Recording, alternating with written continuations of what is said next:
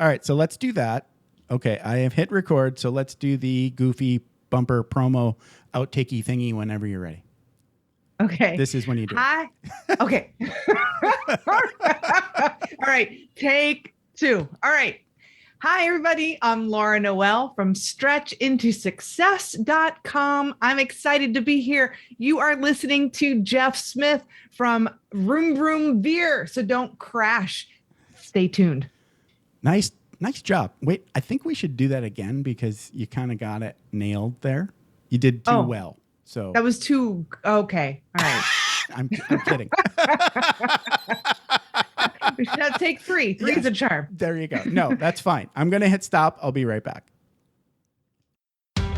Are you ready to thoughtfully steer away from your revved up, frenzied, and far too often scripted life? Then welcome to Vroom Vroom Veer with Jeff Smith, where he guides you down the road differently traveled by sharing unique experiences with guests who have managed to shift away from a life stuck on cruise control and veered their way into a more authentic and fulfilling one in all sorts of interesting and kind of remarkable ways. Get ready to Vroom Vroom Veer with your differently traveled road chauffeur, Jeff Smith.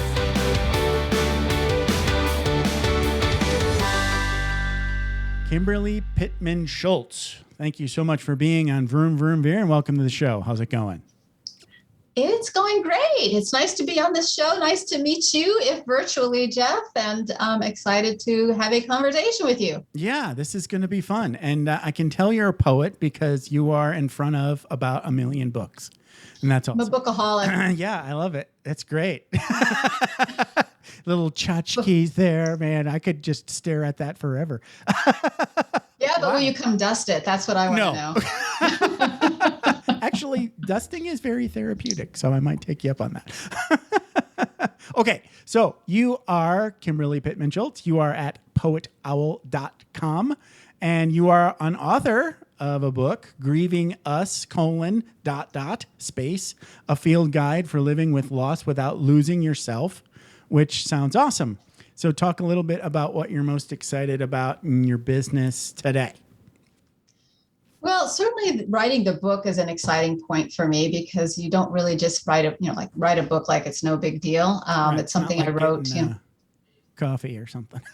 No, it's not. We're in the midst of a pandemic. So when I started writing that book, I was really motivated by what was happening with the pandemic at the time. I had kind of would have hoped that by now we'd be a little, less needing to wear masks, but right. It is where we're at.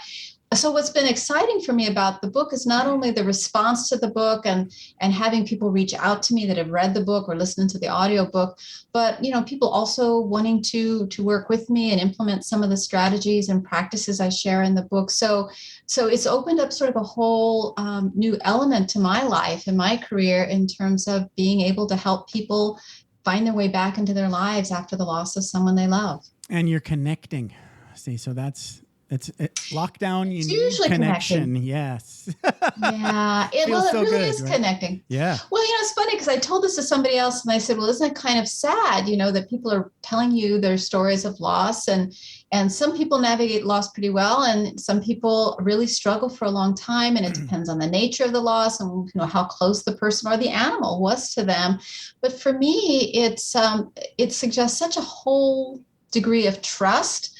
And this idea that they found something helpful in my words. And so I think we should all be so fortunate to be able to do something that, helps somebody, and especially somebody you didn't know, right. It's just somebody that's just out there walking their own path. So that's been what's really cool for me right now in my life. Yeah. I had somebody recently on my show. She had the blurse, the blessing curse of being witness to her father's passing. And, that is, you don't want to miss it, but it's a lot. That's a lot, right? And she actually walked me through what, in her words, she just described the beauty of the passing.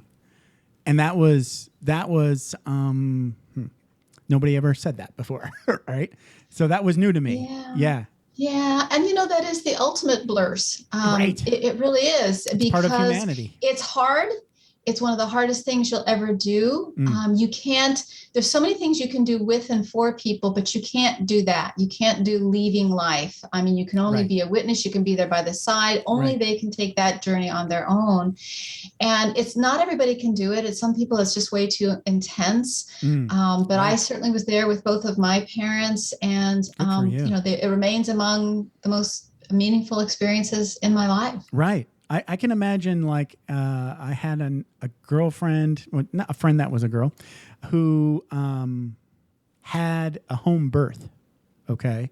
She actually gave birth to one of her kids in a bathtub at home with a midwife. And I was like, man, that sounds awesome. That would be great.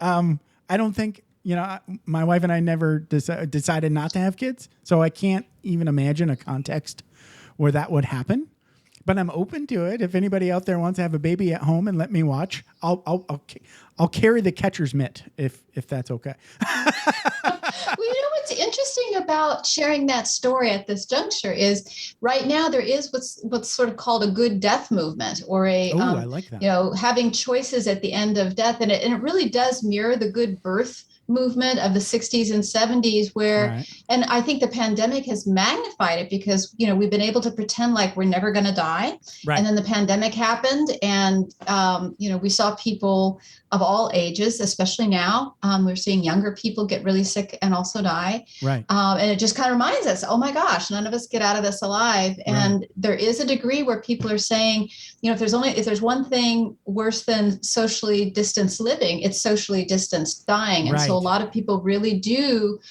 put some thought and planning into what those final days, weeks, months, hours might look like. And it can sound a little crazy until you get to a certain point in your life where you start realizing, we start by realizing what we don't want, right? And then we move into, well, what would I like? What is meaningful to me? And I actually think it's a really good thing. It's a good idea. Yeah.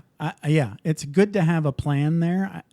I like I told you in the pre-show chat, we're already having this conversation with my elderly parents, and they don't want to talk about it. And I don't want to talk about it, but we do. we do, to the point where they've already bought in their plot, and the headstone's there already. And I already told you, I'm in the process of trying to convince them to, pre-buy their caskets. Because then they get what they want. It doesn't matter to me, right? It's just got to look cool, right? But they are interested. When I said pine box to my mom, she's like, I don't want to be in a pine box. And I get it.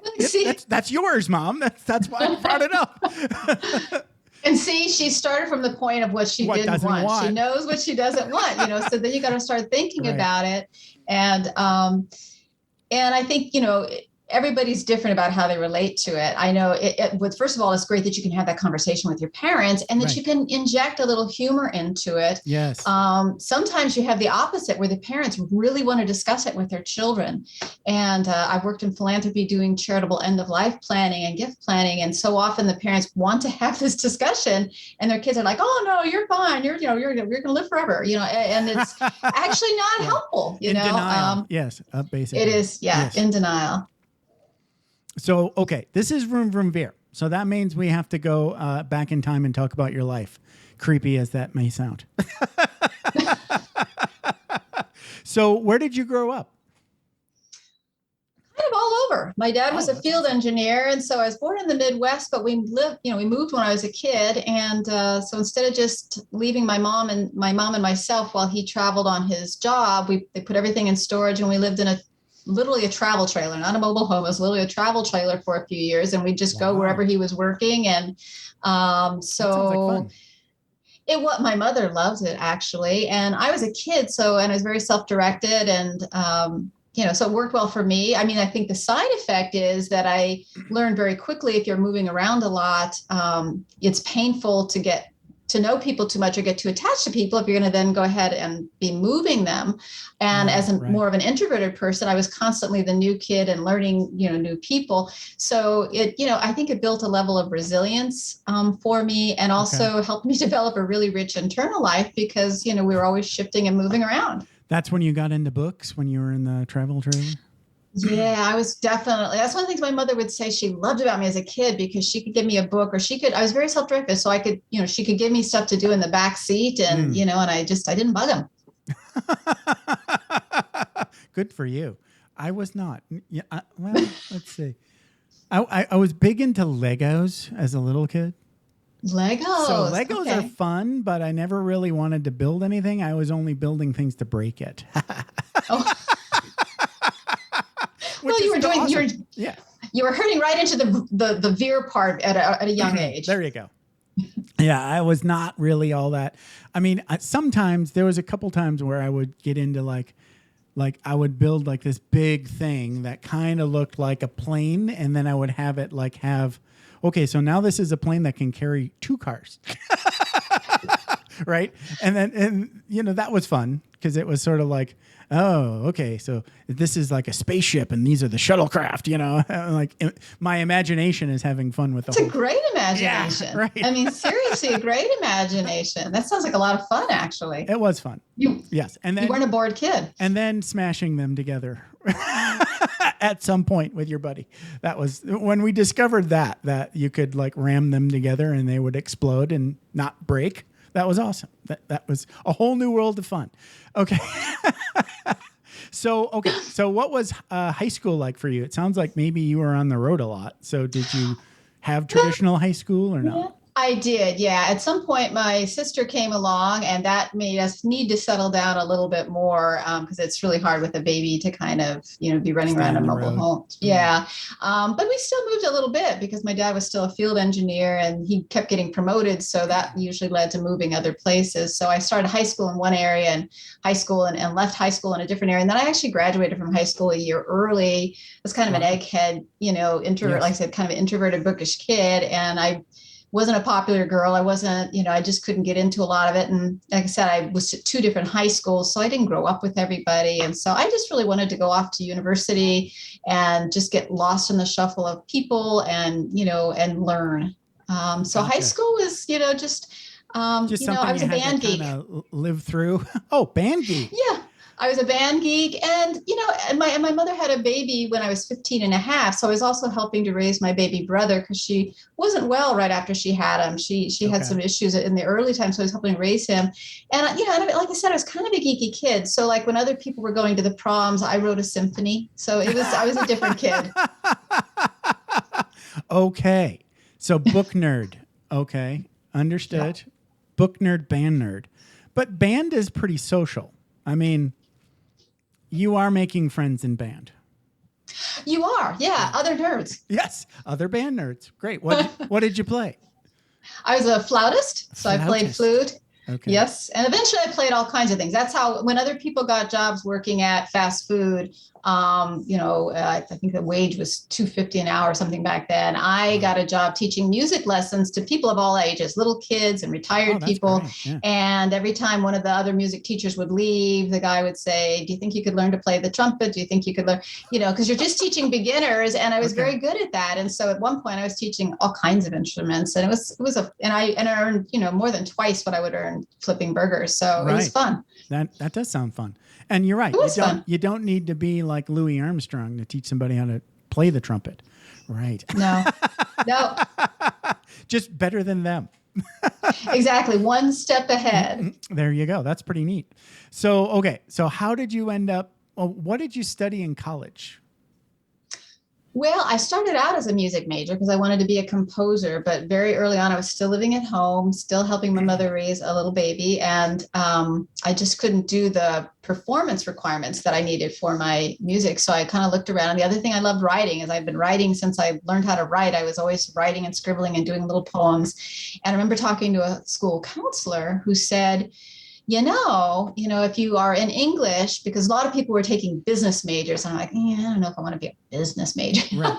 And so the teacher said, and she said, if you can communicate, that means you can think well. And there's always people that want to hire people who can communicate well and think well. And I was like, okay, that sold me. And so I was an English major. So I studied literature and writing and poetry and creative nonfiction. And That's fun. That's It was fun. Yeah. It is fun. Yeah. I wanted to teach, but nobody was getting teaching jobs back then. You couldn't get a teaching job if your life depended on it. So I just went on and got my master's, figuring something would open up. Did you have fun in college? Again, I wasn't one to like party. I never lived in a dorm. When I finally moved out on my own, I had my own little studio apartment. And so I was working and going to school. And then so no I still was writing. Experiences. No. The closest, unless just having a hamster count, that would be about the closest. That was my version maybe of an Animal House. I think I did have a hamster for a little while there. But no, I was a pretty serious student. What do you think of the hamster as a pet? I had a guinea pig. Actually, I had 2 guinea pigs. They were kind of boring as far as pets go. Now, were they friendly with you? Would they let you hold them and snuggle them and all that? Not really. Yeah, my sister had one, and it was a total companion animal, which would climb up and get in her hair and lick her. And, the hamster really, it liked the wheel and it liked the little pellets. And then it kind of liked me to leave it alone. Right. To me, the guinea pigs were just sort of like, they didn't want much to do with me. Yeah. I don't know. I don't know how to bond. The internet was very nascent at that point when I had the guinea pig. So I couldn't Google like, how to bond with my guinea pig. No. And, it's funny, having traveled in South America where guinea pigs are raised and often kept in the kitchen, and they are food sources. I think if we could explain to American guinea pigs what their South American counterparts are living with, they'd probably get way friendlier with us. Good point.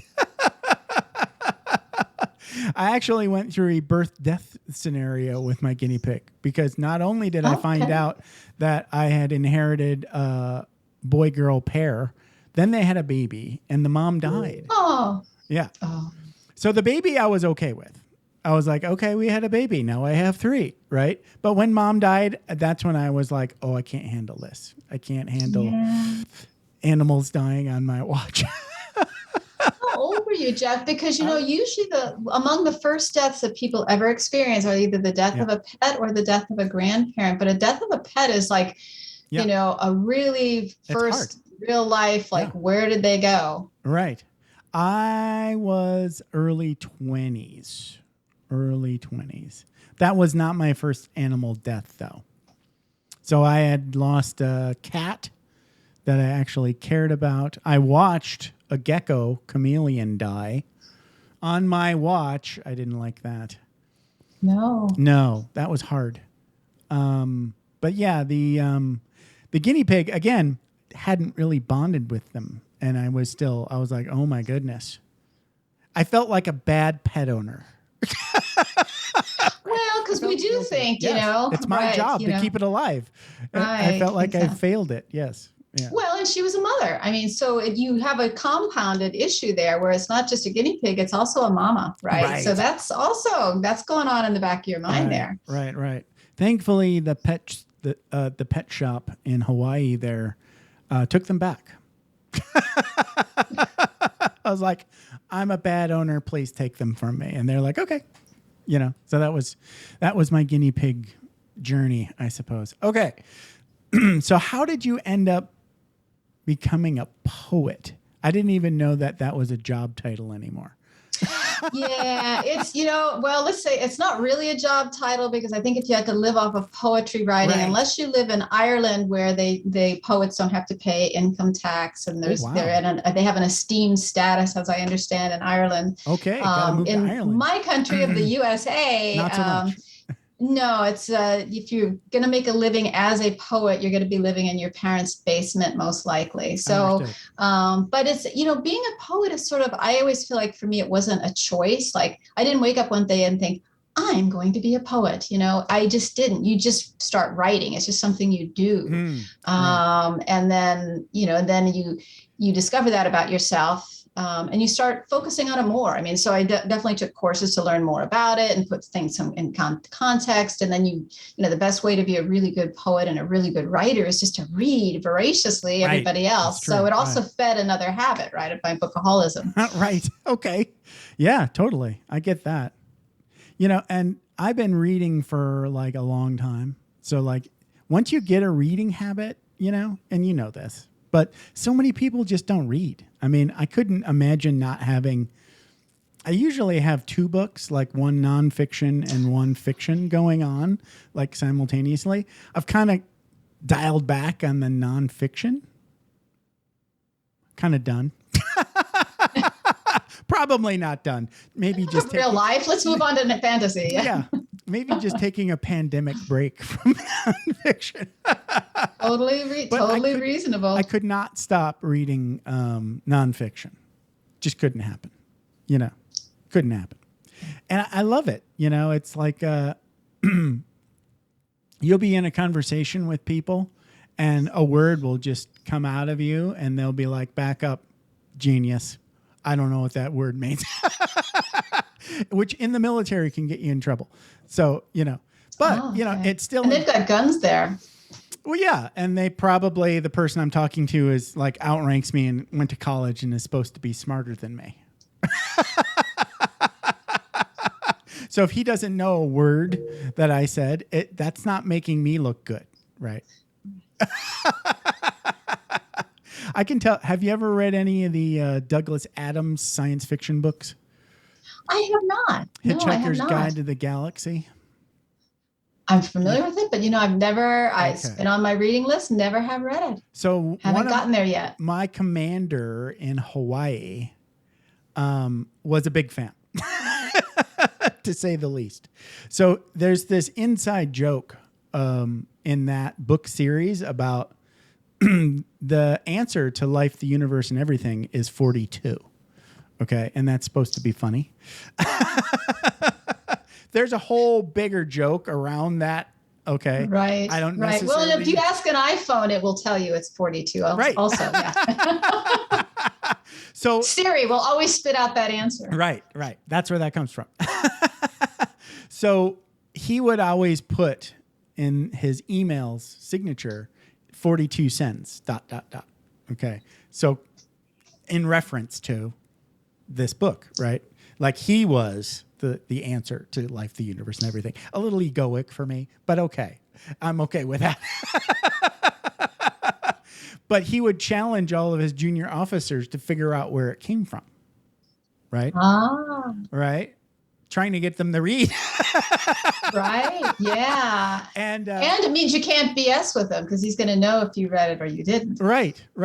So they were like having this conversation where this captain was drilling him, like trying to get him to give him clues. And she's like, "But what is 42? I don't get it." And I was like, 42. and he's giving me looks like, shh. Don't tell. And I'm like, oh, okay. Anyway, I digress. And so what a connection, right? There's a lot of ways to connect. It actually got me out of trouble. Knowing that reference got me out of trouble. I would have been in more trouble when I screwed up with him had I not already had that connection. So yes, never bad thing to read a book. Okay. So let's get into this whole grief gig that you've got going on. And maybe we'll probably laugh a little bit less. Maybe not. I don't know. So you write this book, and this grieving us thing, you said it sort of like germinated during the pandemic. So talk a little bit about the origins of the book. Right.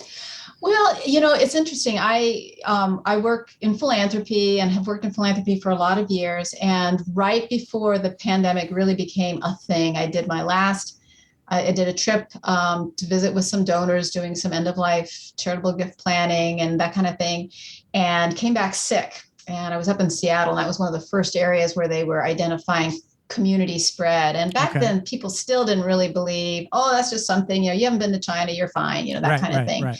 But I was really sick. I got really sick. I kept testing negative for every kind of flu that they had. And, the COVID shots, were difficult to get. And in this area, I live in a very rural part of Northern California. They weren't all that accurate. People weren't really doing much of them. I did finally get one. We didn't even have tests at that point. I don't know. We had just the beginning. It was the early test, which turned to prove to not be all that accurate either way, positive or negative. I finally did get one. I tested negative. But the bottom line was I was very, very sick for the better part of a month. And then you're watching what's happening in the world. And, I like, to read things that are a little off target. So it's not just necessarily the mainstream. So I kept picking up all these stories of people in unusual places turning up with COVID. That's like, well, they're not supposed to have it according to what everyone's saying. Okay. But what was also happening is, colleagues I was working with, donors I was working with, people in my little universe, by phone and Zoom, people were struggling with it. I mean, the pandemic put death right front and center for everybody. It had a randomness about it that we do not like. The human brain does not like randomness. They like to know what's going to happen. Yes. They like order and so that little chaos. So I realized that it's one of those things when people say, oh, how do you find your purpose? For me, it was never about finding or going to look for it. It sort of emerged over time. And what I realized is, I started with loss at a very young age. I had a series of different losses that some of which were crippling for a little bit after my mother died. And it was right. My mother died 2 weeks after my friend and neighbor committed suicide.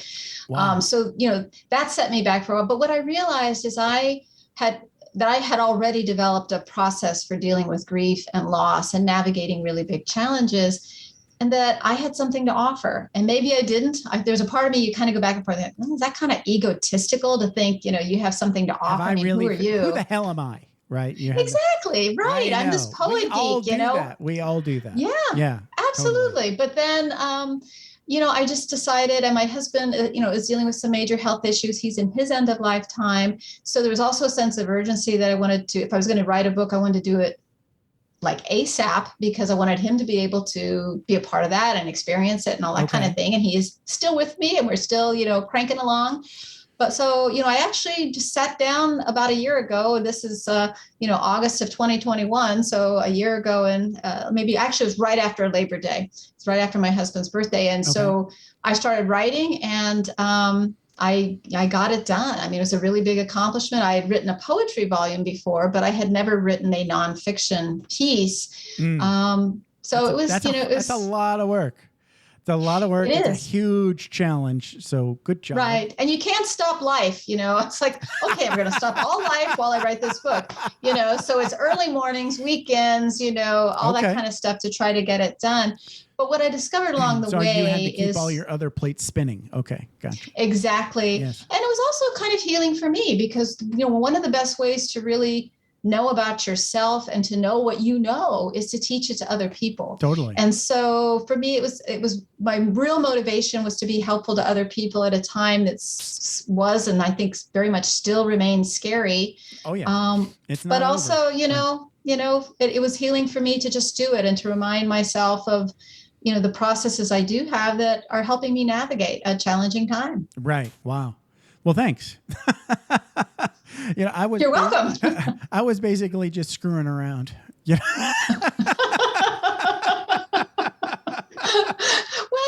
was one of those people, when you'd come back from school in the September and they'd say, what did you do for the summer? I always had something to report. So I did not want to be caught left with, what did you doing during the pandemic? Well, I wrote a book. You got to have something to say, right? You got to have something to say. Understood. I was one of these people that would do like things I didn't want to do just to have something to say that I did, I remember skiing, downhill skiing in Japan. After I had done that quite a few times, I was kind of over it, but I kept doing it because it was always an exciting thing to say on Monday. What'd you do? Oh, I went skiing. Oh, where'd you go? Oh, I went to Hakoda. Oh, was it fun? You're not supposed to do that last part, Jeff, I think. Just leave it at the exciting. I guess I'm a little too honest sometimes. You're supposed to just say konnichiwa. Yeah. It was awesome. That's what people want to hear, right? But yes. Okay. So let's talk a little bit about this tiny come back to your senses ritual, because that sounds neat. People are really... So to me, I saw this movie. I can't remember the name of it.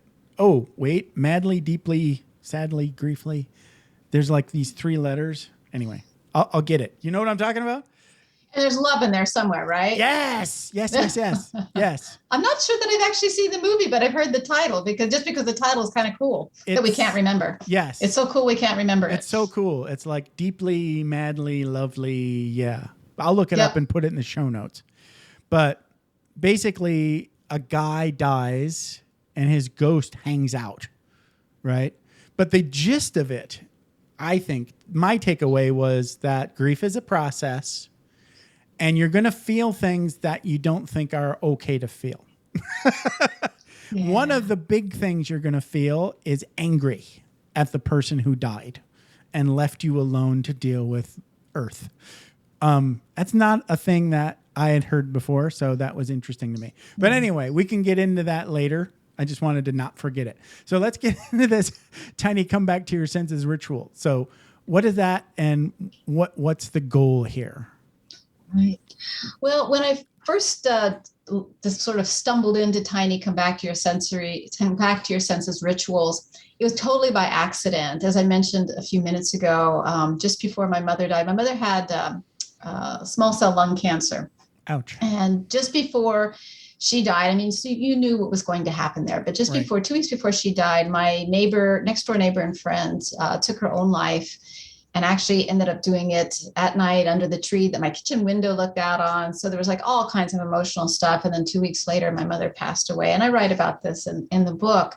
And I went through a period because I had a kind of a complicated relationship with my mother. And then I had this, this sort of suicide, my mother's death, all this stuff kind of tangled up together. And I went through and then I did something that was really bad. I mean, because for so many reasons, I needed to just leave that area. I just did. My husband and I was offered a position back on the West Coast. We knew we wanted to get back because my family lived in Pennsylvania. My husband's a fourth generation Californian. So we knew we wanted to get back west. We actually went to Washington first before we came down to California. So I changed houses, I changed jobs, and I'm in this grief process. And I went through 2 years where I really felt deeply sad. And like you said, grief, we'll talk about it further.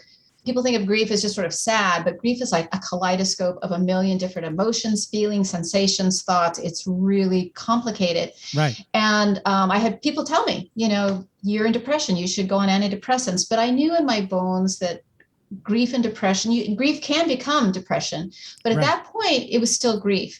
Right. And grief your life can gets really broken. Depression too. Absolutely. Right. It absolutely can. And so I was at a point, we were living along the East Fork of the Lewis River in Southwest Washington.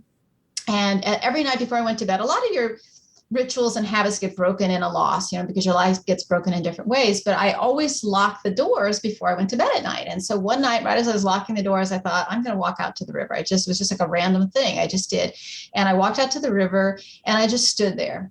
And as I've shared in the book, I listened to the sound of the water and the way water goes over the rocks. And I could hear, a little wind in the trees, and then, birds that were probably up in their nests for the night, little shuffles. And I just stood there for a moment, and all I did was just stand there and listen.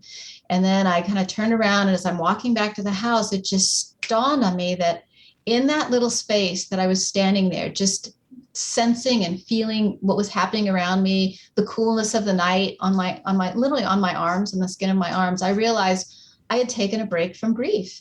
And over time, what I realized is those sensory breaks, or those sort of mindful moments where you're just, focusing on a sense or a sensation or what's happening in the environment around you. You give your mind a break, you give your emotions a break, and you do take a break from grief. And in that little break, if you can increase those little breaks, you can actually begin to invite joy back into your life. So that's where it came from. So the idea is, when I started sharing this with other people who are struggling, and they'll say, well, I don't have time to go stand by a river. And I said, you only need really 3 minutes. Do you have 3 minutes? And it doesn't have to be a river. It can be anywhere, find what that is. So that's why I call it a tiny come back to your senses ritual, because it's tiny, but it's really powerful in your ability to shift and be able to move through grief with greater well-being and joy. That's big. What you just said there, something similar to that, sort of organically saved my life back when I was in my 20s. I went through depression and a couple of suicide attempts. And wow. I would do that, what you just said, those little breaks. They weren't river. That's a really cool moment. But it was just like I would literally be sitting there crying, and then somebody would call me, right, and say, hey, you want to go to a movie? And I'd go, oh, God, yes. Right. And then I would go and forget about depression for that whole time. I wasn't, right? And I was just taking a break. Now I knew it was coming back, but during the break, I was totally down with not being depressed. Eventually, some other things happened and, I got over it, not done, but over it. But when you said that little story, I got to take a break. I was like, yeah. It's almost like you need this sort of like, I can't think of a better way of saying it. You just need a break from that, whatever's going on in your brain at that moment. Yeah. It really is. And I think what you feel like, whether it's depression or whether it's grief, you often feel like you have absolutely no control. It just takes you and it owns you. And so once you realize you can take that break and you can be more intentional with it, you can, that allows you to take a little bit more control back. That's not to say you won't find yourself in the grocery store checking out the tomatoes and suddenly burst into tears, Right. I mean, You're those things still happen. Yes. Right. And it doesn't mean 20 years later that something's not going to hit you the wrong way, or maybe a very right way, touch a little place in your heart and bring back some deep emotion or dark thoughts. It can be positive and negative at the same time.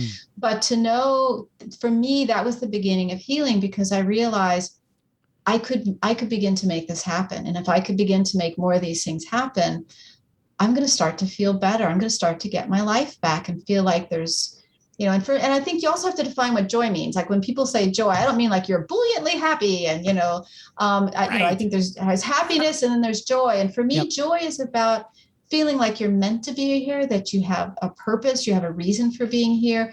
And that in this moment, even though you're dealing with the loss of somebody or in your case, earlier in your life, you've got this cloud of depression around you that's hard to really grab. In that moment, though, everything's kind of okay. Maybe not great, maybe not, but it's like, okay. And I think that's, if you can get to that place, then so much more is possible. Somebody said, I can't remember what it was there's this visualization exercise about the pain and loss where you sort of like imagine it as whatever you want it to be inside of your head, right? And then imagine it smaller with space around it.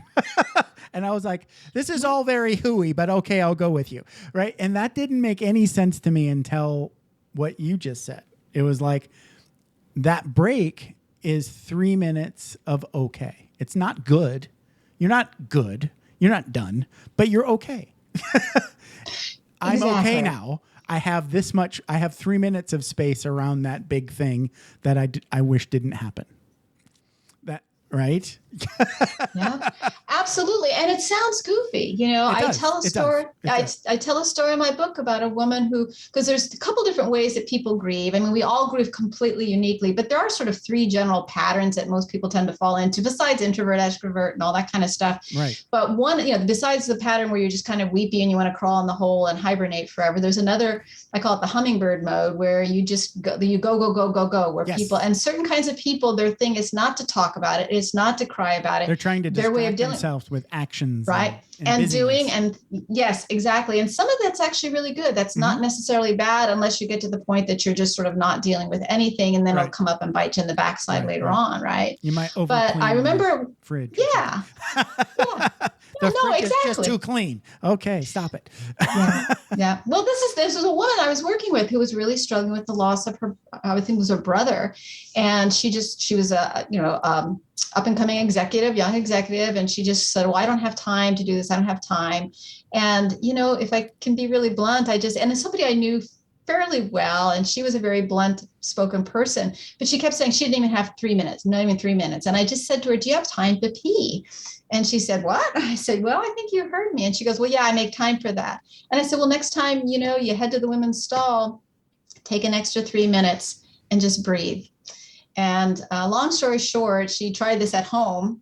And it was interesting you mentioned cleaning the shower stall, because she laughed. She said one of the downside was when she was kind of sitting there for just 3 minutes, just pausing in her day to breathe, she picked up a whiff of mildew and realized she needed to clean her shower stall. And here's the thing she said to me is, I'm grateful for this. She said, on the other hand, I don't want to be cleaning my shower stall all the time. But she said, here's the thing for me, Kimberly, my house, I think she had a condo, was just a mess. I mean, it just was, I haven't cleaned anything in months. I just can't pull it together. And so that was, it was that little, so she said, okay, I'll also walk me through how this really works. And we did, Yeah. But it sounds hard to believe. You need that little crack. Yes. Yeah. I get it. I get it. So this pandemic grief, and we were going to say post-pandemic, but it might be boomerang pandemic or more pandemic 2.0. It's still going on. I wanted to say that in the beginning of, I guess it was shortly after lockdown at some point. Mm-hmm. Yeah. I just was laying in bed and felt just overcome with, sadness. Right. So I know what to do now. Right, I'm a grown up. when I have this, I don't know why I feel sad, but I'm sad feeling. Right. I another woo woo thing that I learned when I was in woo woo class. Was never underestimate the woo woo, Jeff. Never underestimate woo woo class, especially when it comes to dealing with emotions. It's almost always right. So yay for woo woo. But it was the heart meditation. Have you ever heard of one of those? It's just like where you just tune into that. That's where that pain is, that you're feeling it as a tightness in your chest. And, energetically, they call that the heart area. And then you just feel it. You just let yourself feel it and then have a little chat with your heart. It's like, and heart doesn't say much, right? It just, you gasp and you feel and you gasp some more and you might weep and cry and then let that happen. And then you feel better. Right. So that was I don't even know what you can maybe help me figure out what to call that. But to me, it was like I was grieving something I didn't know I had. Maybe it was the illusion of pre-pandemic world. What was I grieving? I don't know.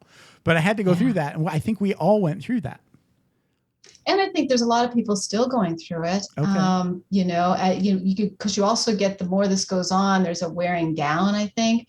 But again, I think the pandemic and this invisible virus, and I mean, especially early on, because early on, if you remember, we didn't know as much about it. And so there's this whole thing, we know there's germs on doorknobs, but I mean, people got really, I still remember a faculty member doing a YouTube out of a science area about how to wash your produce when you bring it home from the grocery store, because we didn't know, any of this stuff. So everything, you didn't know if you were going to, bring home an apricot and die or something. You didn't know how to bring, So I think part of it is certainly that I think it's being reminded of our mortality. It is literally watching numbers go up. I mean, at first it was really slow. It's like, oh, there's one here and there's one here. And then we get to the point where it's like, oh, 1,000 more today. I mean, it just starts to ramp up. Right. And the fact that we're all in it together, because that's the other thing, it's communal and everybody's at a different place with this. Some people were way more isolated. Then you have some people that had to get up every day and still go do everything they had to do before we heard about this. Sad. Yeah. Novel, which novel makes it sound like it should be a fun thing. Ooh, it's a novel virus, but it's not a good novel. It's a really bad novel. And so that's the other thing that's been challenging is we've all been on really different trajectories. But I think part of it is just, not being able to see people's faces, not being, having to, have a moat around you when you go to buy lettuce. I mean, it's all those things. It's a loss. It's one big giant loss of the life that we were used to. And everybody dealt with it differently. So I remember this is going to paint a picture of my mental state in probably January, February, I guess, of 2020. So my wife and I spent way too much time in line at the base BX waiting to buy a gun. Not a gun guy, never wanted to own a gun, thought I better do it now. I kind of regret that choice now, but that's what I did. You weren't alone, obviously. No, it was really hard to buy that gun. Yes. But the other thing, there was a humongous run on everything in the grocery store. The commissary and the base was just overrun, and this was before any of the, the rationing sort of thing had Right. gone into effect. And already, so this was either January or February of 20, there was one guy who was like wrapped up like everywhere. Like he had gloves on, he had like ski goggles on, and wow. yeah, he was not taking any risks. Yeah, I mean, we laugh about it, right? But it was, poor it's him, real. Poor him. Yeah. I felt bad. I was like, part of me was like, should I be him? What does he know? Is he got a clearance? We don't know. Right, It's just exactly. this We don't world know. of don't know. Right. Anyway. Right. And in the middle of it too, I mean, the one thing that went down for a little bit in the beginning of the pandemic were things like mass shootings, right? For a little while, there weren't enough masses to do mass shootings, right? Because we were all huddled up in our little cocoons. Right. But still in the back of our minds, you see somebody like that. The other reaction can be, can I trust this person? What's going on behind there? Right. I mean, we joked a little bit about whoever knew you'd go to a bank wearing a mask. Right. It's just, wait a minute, who knew you would ever do that? Criminals never had it so good. Exactly. Well, and so there is this element that, that it is making people, and so much of body language is how we communicate with each other, right? So when you Right. can't see half of somebody's face and, you can't, I did discover that in fact, you can tell when people are smiling, Yes, you because can. your eyes you smile probably even more with your eyes than you do with your lips and your mouth. So, Right. but it Smile is, anyway. it's surreal. Yeah. It's surreal. Totally. So let's talk a little bit about get off the pandemic, right? I'm going to tell a story about my dad. So Right. we had two dogs, Schnookums and Sadie. And Schnookums was awesome. She died in a more or less natural death. Sadie was Schnookum's daughter, puppy that we kept. And she was like my big sister's dog and stayed with my dad when my sister left. So became mom and dad's dog. When Sadie died, that was like really rough on everybody because she was a really special dog. Like everybody loved Sadie. Just a really good fetcher, and just an awesome dog. Some dogs are okay. Some dogs are awesome. Sadie was awesome. Okay. So, for years after Sadie died, my dad, I talked to Sadie every morning. Like she was still there. And I thought that was really healthy, why not? It is. Thank you. It actually is. But, a lot of times people don't know. They think they're going bonkers or they wonder about a family member who's doing it. And it's actually really healthy. I there's agree. data out there where they've looked at whether it's a companion animal or a companion human, that, when you talk or find ways to hold on to people in new ways or hold on to our beloved animals in new ways as we move forward with life, people actually heal and move through their grief more expediently, better. So, you're that worked for your father and, really, why not? Yeah. So talk a little bit about some of your experiences with animals and grief. Oh my gosh. Well, I'm an animal person, so it's a Right. big one, Okay. and I feel like, even early in my career, I even had a role where I worked with University of California, Davis School of Veterinary Medicine. And one of the programs I was hired to help raise funds for was actually the Pet Loss Support Hotline. It was the first one in the country. Wow. And the goal was to do two things, to teach veterinarians, because veterinarians have two patients, right? They have the animal and they have the person. And the Right. person's the more difficult of the two, almost always. But to teach them about how to deal with grief around animals. So the students were working the vet students were working the line. But the other thing was there was a real need for people grieving a pet. And it's an area where people often feel very isolated. I can still remember. And I called him my stepdog because he was really my husband's dog. But then when we got married, it was like part of what came with my husband was this little snaggle-toothed dog. Well, Gizmo really quickly became my dog, and we went on walks. And I remember after he passed away, someone saying to me, "Oh, fortunately, it's just a dog. You can get another one." And I'm not a violent person, but there was in my mental mind, I did sort of imagine smacking her. I did not do it, but because it's just you wouldn't say that if that was my child, right? Oh, it's Right. just your baby. You can get another baby. nobody. I mean, Right. nobody says that. And so I really have a soft place in my heart for people when they're losing animals. I have I want to protect people's privacy. Someone I've talked to recently who lost a father and a rescued animal at the same time, within like a couple weeks of each other. And while it was difficult to lose her father, and her father was late in life, she was able to move in and help take care of him for a while. But it was actually harder when she lost this little dog, because this had been a rescue dog and had seemed in the perfect prime of health. She was very, very close with part of her everyday life. And that's the other thing about loss, is the dailiness of the relationship. So she actually felt bad. Again, we think that there's only one way to grieve, but she felt she was struggling more with the loss of the dog than she was with her father. And then compounded on that is that her feeling like, should I really be, grieving more for a dog than my dad? And it's like, well, why not? I mean, you loved your father. It doesn't mean you love your father any less because because the dog was a part of her life every single day for years. Her dad lived in another part of the country until the end of his life. When you think about it objectively, and you're not the doing, I get it. That's that. Right. I don't even know how to label that emotion. She was probably guilty, I guess. She felt guilty for feeling guilty, or shame is one that's often used. Yeah, maybe shameful of feeling more for her dog than dad. I get that. Yeah. That it makes sense that she would have the double grief. So just take the shame out, because there's no shame there, really. There is no shame. No. There isn't, No. And we all have those special You feel what animals. you feel. You feel what you feel. Yeah. Yeah. And it's all love's fault. If you didn't love, I mean, this would be so easy. Oh, that person's gone. Well, okay, whatever, because you didn't love them, right? But if you love, I mean, I think the more you love, and again, that dailiness, I think sometimes even in counseling and therapy, the dailiness of a relationship, because there is a tendency, whether it's individuals or even, and sometimes in the the literature and how others write about grief, to kind of say, well, a grandparent isn't as tough as a spouse, isn't as tough as a mother, isn't as tough as a child. I think obviously a death of a child tends to be the hardest loss.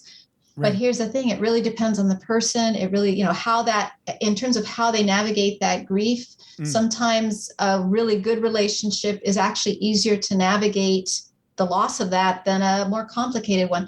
So, in the end, there is no one loss, even for that individual person, and over the course of their life, they may have some very different grief experiences that surprise them. Yeah, totally. Yeah. And you're going to feel, like I said, you're going to feel what you're going to feel. And I can totally understand the shame. I probably would feel the same. You need somebody there objectively telling you it's okay to feel that way. It is okay, and it doesn't take away. I mean, and it just doesn't take away the love that you have for one person or one special other, because you're grieving a little bit harder for another special other, because it's just who you are and what your life is. And it's just the gap that's been created in your life, at least temporarily, that you're trying to bridge. I know when I lost, we have 2 kittens now, well, technically cats, but we call them kittens. But before this pair, we had 2 other cats. And I remember our boy cat, Muir, named after John Muir. I mean, he was one of a very special cat. And we had all these little routines throughout the day, I mean, just all the time. So all of a sudden, when that little spirit is gone, that's missing, it just, and you feel it. You just feel it until you, and sometimes that's what makes grief, where people can start to feel stuck in a sense, is when they can't figure out why all of a sudden am I crying in this moment? And then you realize, well, that, normally when I do blah, blah, blah, I would think of X, or X would be there, or we would do this together. And sometimes when you can find where those gaps are in your day or your week that were connected to a beloved other, you can begin to figure out how to bridge those gaps with something else. Not that you're replacing that person, but that you can get honor through the those. Space, Yeah. Because I like that, honoring the space. Yes. Yeah. Yeah. Because I think, I can't remember who it was, but Ram Dass, have you ever heard this? Oh yeah. That letter from Ram Dass talking about, if you just Google grief letter Ram Dass, it'll come up. So it's basically. Okay. I'm familiar with Ram Dass, but not the grief letter. I will Google that. You should definitely Google it because it's amazing. I'm paraphrasing horribly, but the gist is what you're grieving is the love that you don't want to feel because, you're selfishly wanting that person to fill that space. Right. And that's okay. That's okay. Yeah. You can put, this is the guy who said you can put space around that and see your loved one there. Right. And still connect with them in a new way. Right. He says it way better than I did. But it's true. I mean, it is, Right. again, I think there's also this tendency, more so I think in the developed world than in some of the developing world, this idea of moving on. And there's a big difference from moving forward, because you kind of have to move forward. Time only moves in one direction, and you Right. are going to be pulled along whether you want to or not. Right. There is a little difference. It's a nuanced thing with moving on. And I've certainly been in situations where people have shared stories with me, how family members or friends, as they're trying to move forward in their life, and they've been told, well, so-and-so's gone. You need to move that behind and focus on the people that are here. That's Right. behind you. And for some people that may certainly work. Again, everybody's different. My experience is most people need to find a way to bring the person or the animal, that beloved other, with them. Right. And that can take many different forms. I mean, to this day, I have I call it a little memory ritual, a little sensory ritual that, when I was a little girl, my mother told me when you cut a cucumber in half, you're supposed to rub the ends under water to get rid of the poisons. Now I have no idea what kind of poisons I'm sure this is some kind of like folklore, Sure. Yeah. My grandmother is from, I don't know. My dad still throws salt over his shoulder. So exactly. Right. So we have no idea really what, but to Where'd this that ritual day, came from? but if I do that, and someday, when your father may not be with you in a physical way, if you do that, you're going to feel him. You're going to feel him. Exactly. And that's going to bring such a good feeling to you. And I think just talk to Sadie, then I remember him already. Exactly. Right. And that is the whole point, is Right. that, we do have to move forward without their physical presence, but there's a whole lot more to our relationship with that person or that animal and who they were than just the physical form. A body's awful nice, a physical presence is nice, but if we can't have that, there's other pieces that we can incorporate into the life we have to live moving forward. I have to say, like my wife's from Japan. So Japan has this whole thing about, it's almost like ancestor honoring or worship. Mm-hmm. So and they really like the grief ritual, the death ritual in Japan, it lasts years. It's not like over, right? In the States, it's just like very much like you deal with the body and then there's a bunch of food in your house, right? Right. Now let's go. Yeah. Now get on with your life. No. So I don't know the specifics, but my wife's grandmother died and we weren't able to make it to the one that everybody's supposed to go to is the annual, like the year after the death.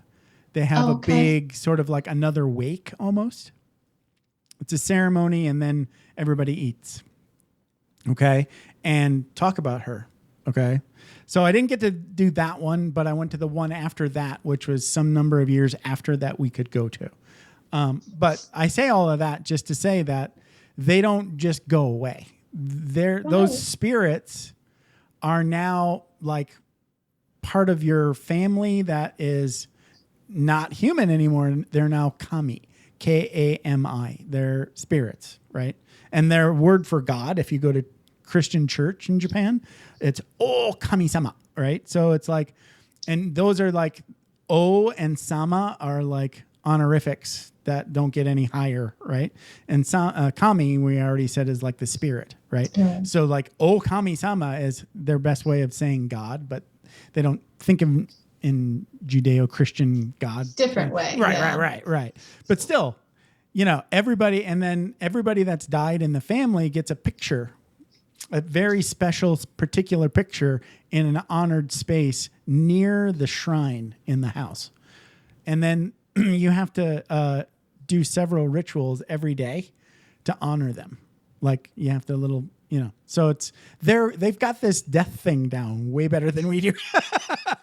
Well, and it does help. I mean, rituals and It's habits they do help. And that may not be what everybody wants to do, everybody works. But if you have something, at least it acknowledges the reality. I think it's less real to say, okay, body's in the ground, let's go get a pizza and it's all over. And, okay, it's been 2 months. Why aren't you dating? I think, well, there is a tendency, I think, at times for people to feel, and then I think that's part of what makes grief harder for people, because they're sitting there thinking, I was just talking with a woman recently who lost someone she loved at the earlier part of this year. Okay, so, maybe 7-8 months ago, feeling like, something happened. It had a great churn of emotion. And her comment was, why am I still feeling this? And I'm like, well, why wouldn't you still feel that? I mean, that's not that long. This is somebody who had been part of your life.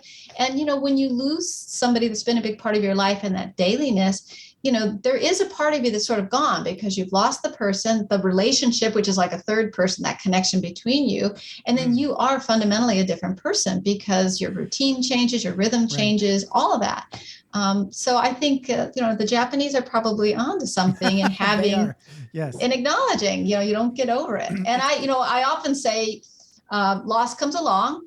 And then loss comes along with you for the rest of your life. And so, even though we can get through it, and grief doesn't have to be always and all the time, but realistically, the loss is. So you are going to have these periods where things just sort of bubble up. Right. Yes. It actually, as we wrap up, I'm going to say one more thing. It sort of talks about a lack of emotional intelligence altogether, separate from the loss and the grief. We don't really deal with emotions at all. So then when we have them so intensely, we really don't know what the hell to do. Sad. But thankfully we have people that, write books during the pandemic instead of play the video game again.